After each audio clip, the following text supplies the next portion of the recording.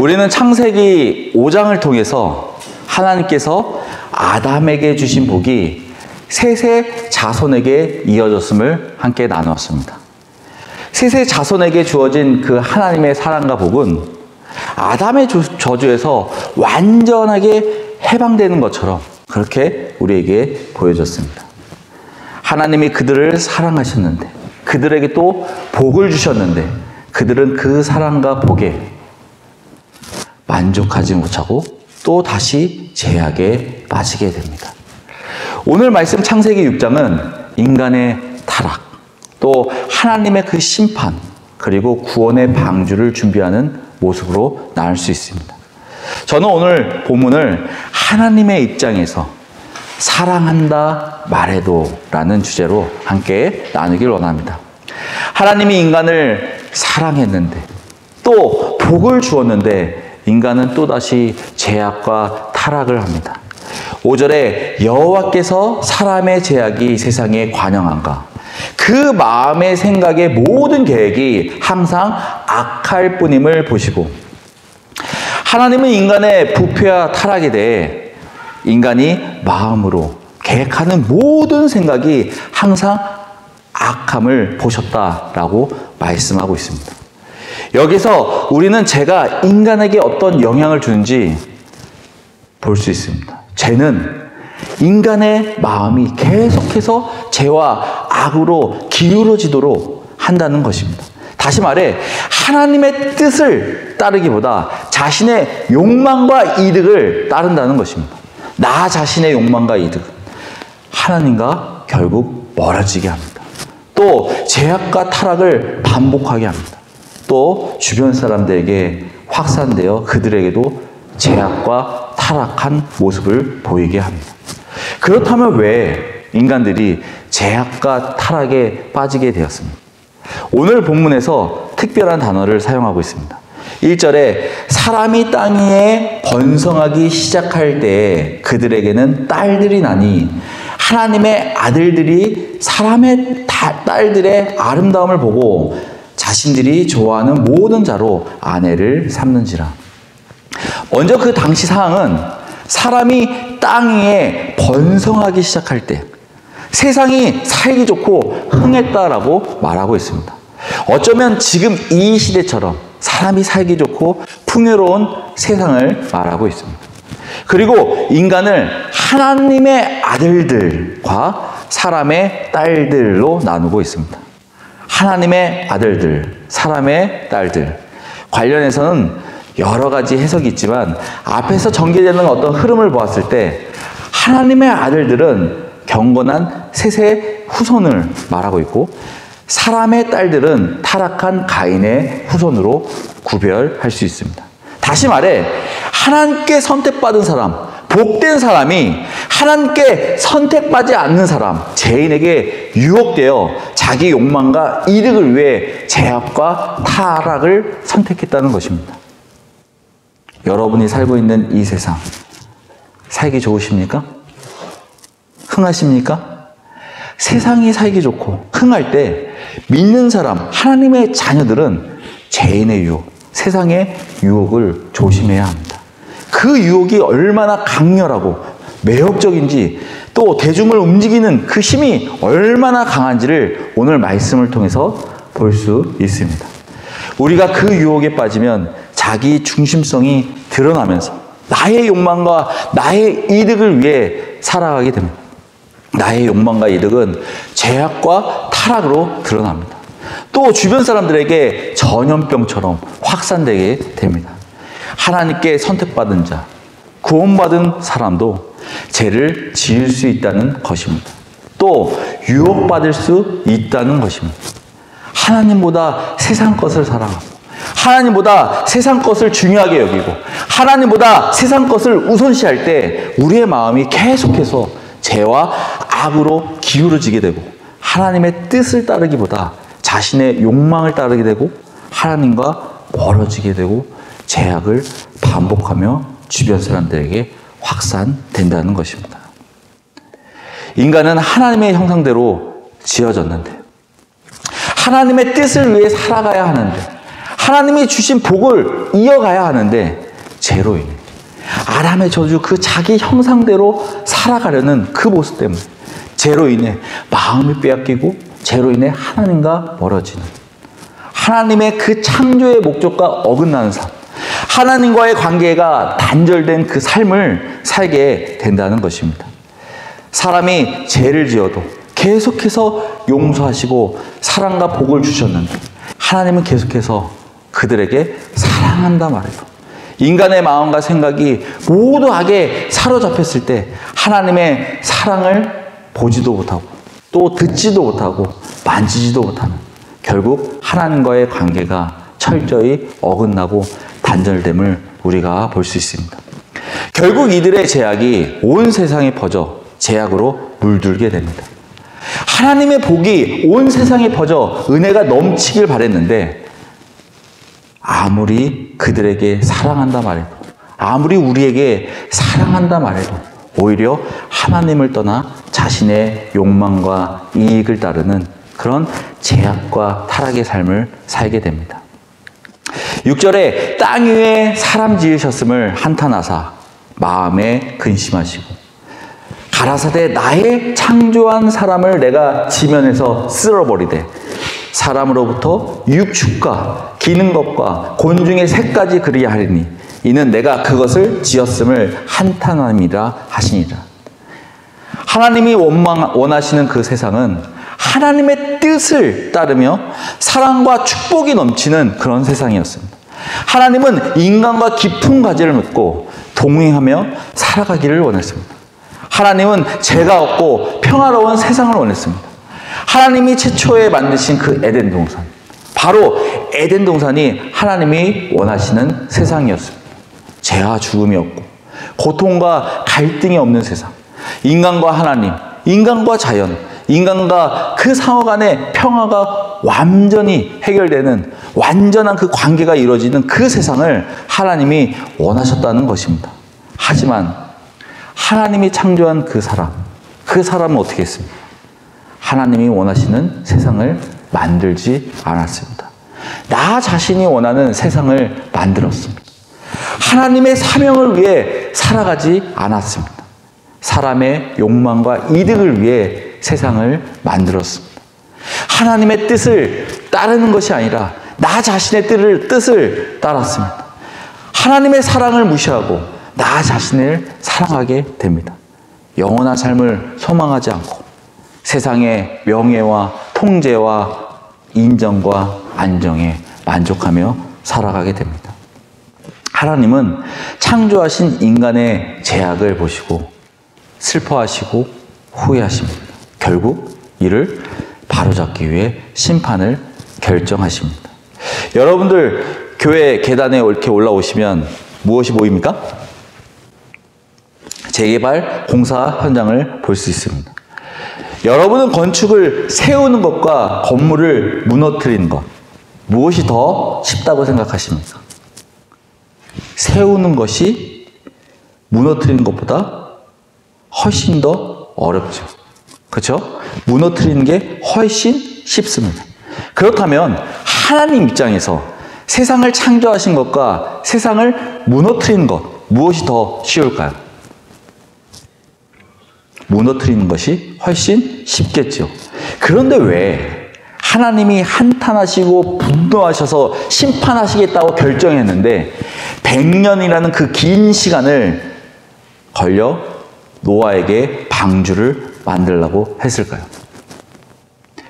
노아 가족을 에녹처럼 휴거해서 세상을 다 멸한 다음에 다시 내려와 살게 해도 되는데 왜 힘들게 방주를 만들고 그것에 가족만이 아닌 동물까지 태우셨을까? 하나님의 능력이 없어서 그랬을까? 하나님은 모든 것을 파괴하시고 다시 창조할 수 있는 전지전능하신 분이신데 가인과 아벨을 죽였을 때 그들에게 회개하고 돌아올 수 있는 그 기회를 준 것처럼 하나님을 버리고 세상을 사랑하는 사람들에게 회개할 돌아올 수 있는 그 기회를 준 것이 아닌가라는 것입니다. 왜 방주를 산 위에 만들었을까? 하나님께서는 노아에게 방주의 구체적인 크기와 설계 지침을 주십니다. 방주의 길이는 300규빗, 너비는 50규빗, 높이는 30규빗. 아마 월드컵 경기장 크기 정도 될 것이라고 봅니다. 어마어마한 크기죠. 그 당시의 사람들은 아마 상상도 할 수 없는 크기였을 것입니다. 아마 방주를 만드는 노아의 가족도 하루하루 만들면서 완성된 그 방주, 그 거대한 방주를 아마 밑그림도 그리지 못할 상상할 수 없는 그런 방주였을 것입니다. 내가 홍수를 땅에 일으켜 무릇 생명의 기식 있는 육체를 천하에서 멸절하느니 땅에 있는 자가 다 죽으리라. 창조과학에서 노아의 방주의 그 대홍수 이전에 오존층이 아마 두터워서 한 번도 그 땅을 뒤덮는 큰 비를 보지도 듣지도 못했을 것이라고 주장하고 있습니다. 그런데 홍수를 땅에 일으켜 천하를 멸절하신다는 그 말씀을 노아는 쉽게 받아들일 수 있었을까요? 사람들은 쉽게 받아들일 수 있었을까요? 그리고 노아의 가족이 그 긴 시간 동안 방주를 산 위에 만든다는 것이 과연 쉬운 일이었을까요? 자, 한번 생각해 봅시다. 앞에 사진에 켄터키주에 있는 테마파크의 그 노아 방주의 실제 크기의 방주가 있습니다. 방주를 만들기에 가장 효율적으로 만들 수 있는 위치가 어딜까요? 대부분 배를 만들 때는 산 아래에서 만들지 산 위에서 만들지 않습니다. 왜 그렇습니까? 방주는 그 만들 때 그 필요한 그 나무들이 방주 작업하는 그 장소보다 위에 있어야지 더 효율적으로 작업할 수 있기 때문입니다. 그래야 나무를 자르면 굴러서 아래로 쉽게 내려보낼 수 있습니다. 그런데 왜 하나님은 방주를 산 위에 만들라고 하셨을까요? 방주를 산 아래에서 만들었으면 아마 제작 기간은 2분의 1이나 3분의 1로 줄일 수 있었을 것입니다. 자, 그럼 반대로 방주를 산 아래에서 만들어야 한 이유는 무엇인가요? 첫째, 대부분의 방주를 그 만드는 데 필요한 나무들은 산 아래에 있던 나무들입니다. 두 번째로 필요한 나무를 산 위로 올리는 것보다 산 아래로 내리는 것이 더 효율적입니다. 셋째, 비가 왔을 때 산 위에서 방주를 띄우나 산 아래에서 방주를 띄우나 어차피 그 방주를 지키시는 분은 하나님이십니다. 그렇죠? 방주가 땅 아래에 있다고 해서 이 방주가 위험한가요? 그렇지 않죠. 하나님이 인도하십니다. 그런데 왜 하나님은 노아의 가족이 힘들게 산 위에 방주를 만들라고 하셨을까? 노아의 방주는 하나님의 말씀에 대한 순종이었습니다. 바로 산 위에서 하나님의 약속의 말씀이 선포되었다는 것입니다. 누구에게? 그들에게. 그 백성들에게 선포되었다는 것이죠. 바로 아까 17절의 말씀, 내가 홍수를 땅에 일으켜 무릇 생명의 기식이 있는 육체를 천하에서 멸절하신다는 이 말씀이 바로 산 위에서 백성들에게 선포됐다는 것입니다. 바로 하나님의 심판의 약속을 모든 사람들에게 보여준 것이죠. 몇 년 동안 보여줬습니까? 100년 동안.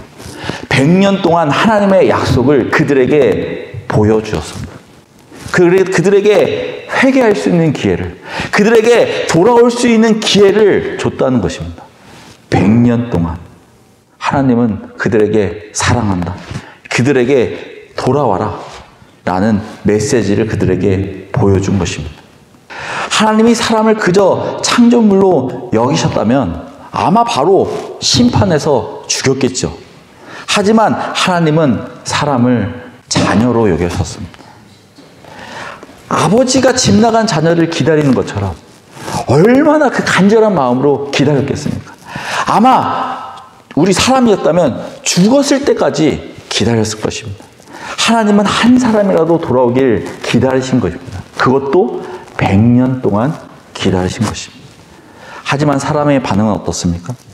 하나님이 사랑한다 말해도 제약에 빠져 들으려거나 보려고 하지 않았다는 것입니다. 사람들이 산 위에 방주의 모습으로 돌아오지 않자 이번에는 무엇을 합니까? 16절에 혈육 있는 모든 모든 생물을 너의 각기 암수 한 쌍씩 방주로 이끌어들며 너와 함께 생명을 보존케 하되 새가 그 종류대로 육축이 그 종류대로 땅에 기는 모든 것이 그 종류대로 각기 둘씩 내게로 나아오리니 그 생명을 보존케 하라. 정경한 동물을 암수 7쌍씩, 그 다음에 부정한 동물은 암수 1쌍씩, 공중의 새들은 암수 7쌍씩. 모든 생물의 그 대표하는 중요한 종류만 탑승을 시킵니다. 정확한 숫자는 알 수 없지만 수천에서 아마 수만 마리가 탑승했을 것입니다. 그런데 탑승한 숫자가 중요한 것이 아니라 그 동물들이 어디서 왔냐는 것입니다. 노아의 방주를 만든 그 산에 있는 동물들만 방주에 탔나요? 그렇지 않다는 것이죠. 대부분 다른 지역에 있는 동물들이 방주에 모였다는 것입니다. 그렇다면 분명히 산 아래를 지나 방주에 모였을 것입니다. 산 아래 사람들은 하나님의 말씀대로 동물들이 방주에 타기 위해 모여든다는 것을 보고 들었을 것입니다. 사람들은 술을 마시다가 한 쌍씩 줄지어 옆에 지나가는 동물들을 봤을 것입니다. 사람들은 잘 살기 위해, 더 부유하기 위해 일하다가 동물들이 줄지어 산 위로 올라가는 모습을 보았을 것입니다. 만약에 여러분이 세상을 즐기고 있었는데 이런 광경을 혹시 봤다면 어떻게 하시겠습니까? 당연히 하나님의 그 심판이 가까워졌다고 생각하지 않았을까요? 이제라도 방주에 타서 내가 하나님께 살려달라고 구해야 되지 않았을까요? 그런데 그들은 하나님께 구하지 않고 하나님께 회개하지 않고 그래도 그들의 죄악을 계속 이어갑니다. 지금 하나님의 약속을 이루기 위해 마지막 심판 전에 동물들을 통해 우리에게 알려주고 있는데, 한 번 더 기회를 주고 있는데, 빨리 돌아오라 손짓하고 있는데 그들은 세상의 유혹에 빠져 나 자신의 즐거움 때문에 하나님의 마지막 기회조차도 차버렸다는 것입니다. 하나님은 한 사람이라도 돌아오길 바랬는데, 그리고 기다렸는데, 하나님이 사랑한다 말해도 죄악에 빠진 사람들을 보려고도 들으려고도 하지 않았다는 것입니다. 사랑한다 말해도라는 노래가 있습니다. 제가 가사를 일부 바꿨는데 하나님이 나에게 주신 가사처럼 들려서 여러분과 함께 나누기를 원합니다. 반주 좀 주시죠. 제 시편 한 편을 읽도록 하겠습니다.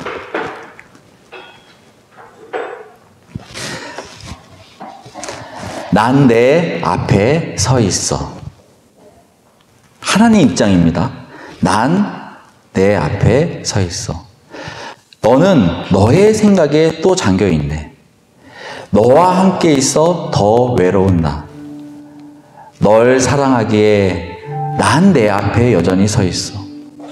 무슨 말을 할지 모르는 채 너를 위해 떠오르면 또 너에게 부서지는 수없이 많은 말. 너를 사랑한다 말해도 너의 눈빛이 머무는 그곳은 날 헤아릴 수 없이 먼데, 너를 사랑한다 말해도 더 이상 반짝이지 않는 너의 두 눈이, 말라버린 너의 입술이, 너가 나를 사랑한다 말해도 금세 침묵으로 흩어지고 나의 눈을 바라볼 수 없네. 너가 나를 사랑한다 말한다. 그 뜨거웠던 마음이 그리워져 그 설렘이, 그 떨림이 어쩌면 이미 우린 알고 있잖아. 난 너 앞에 서 있어. 너는 또 너의 생각에 또 잠겨있네. 너와 함께 있어 더 외로운 나. 어쩌면 이렇게 라는 시입니다. 어떻습니까? 하나님의 말씀, 마음이 읽혀지십니까? 우리가 이런 마음이 필요하지 않나 라는 생각이 듭니다. 우리가 복음을 전하는 사람들에게 바로 하나님의 이런 간절한 마음이 우리의 마음에도 있어야 되지 않나. 그럼 우리는 이제 어떻게 해야 합니까? 우리는 이 시대에 살면서 죄악에 빠지지 않으려면 우리는 어떻게 해야 하나? 8절에 그러나 노아는 여호와께 은혜를 입었더라. 노아의 사적은 이러하니라. 노아는 의인이요 당세의 완전한 자라. 그가 하나님과 동행하였으며. 첫째, 신실한 삶을 살아야 합니다. 세상이 죄악으로 가득하지만 노아는 하나님의 눈에 의로운 사람이었습니다. 이는 세상이 아무리 타락해도 한 사람이 신실하게 하나님을 따랐다는 것입니다. 노아는 하나님과 동행하며 정직하고 경건한 삶을 살았습니다. 그 결과 하나님이 구원의 도구로 사용하신 것입니다.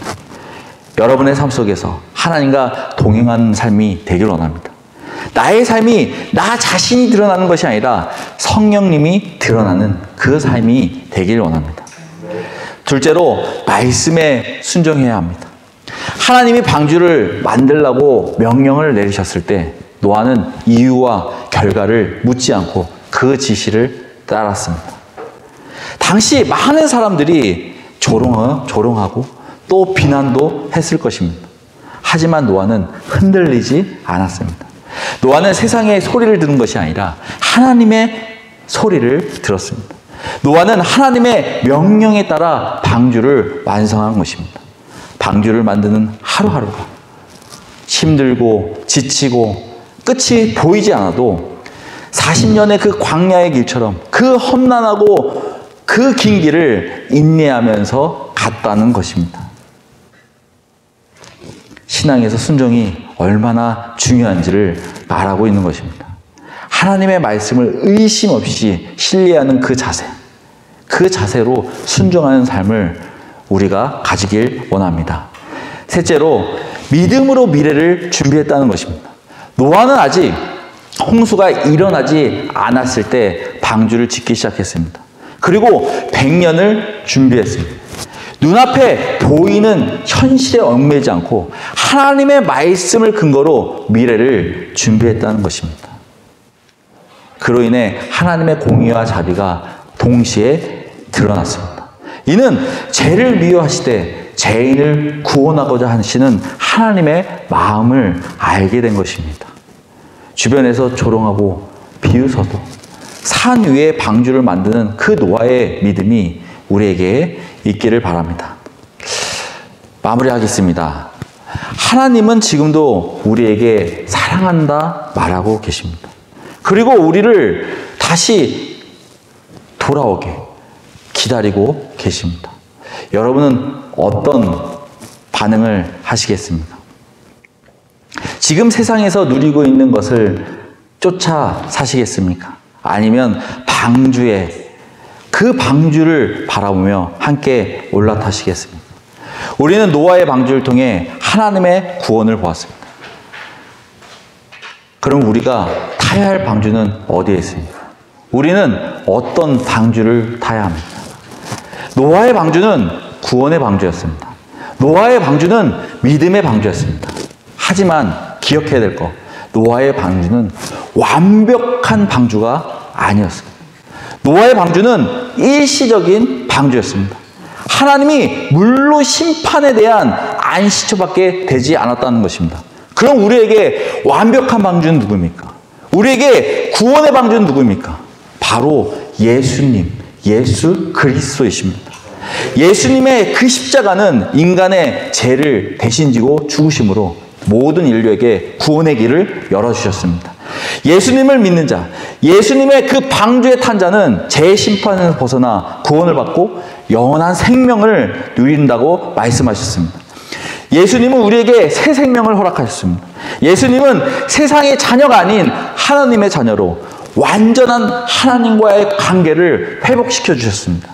예수님은 사람의 노력이 아닌, 율법으로 행위의 어떤 구원이 아닌 믿음의 구원, 은혜의 구원을 우리에게 선물해 주셨습니다. 예수님은 완벽한 방주, 구원의 방주, 영원한 방주에 타기를 우리에게 원하고 계십니다.